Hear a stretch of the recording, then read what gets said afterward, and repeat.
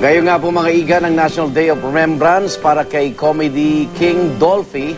Ako naman, Arnold Glavio. Sama-sama po natin siyang bigyang pugay para sa kanyang natatanging galing at gininto ang puso.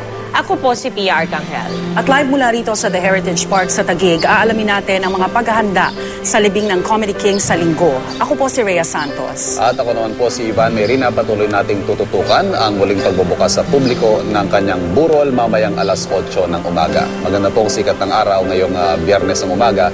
Pero bago pa man nga sumikat ang araw, ay may nakita na po tayo mangilan-ngilan na maagang nagantay at maagang pumila para sa public viewing nga mamayang alas 8 ng umaga. At isa nga po sa mga naging malalaking bisita kahapon ay si Pangulong Noynoy Aquino at gayon din ang ilang mga naglalakihang artista. At ngayong araw na ito, inaasahang ilang personalidad pa ang bibisita sa burol ni Dolphy. Napag-alaman po natin na naririto po ang mga anak at apo ni Comedy King Dolphy. Nagsasalitan lang po sila ng tulog, ng pahinga para mabantayan po ang labi ng kanilang ama.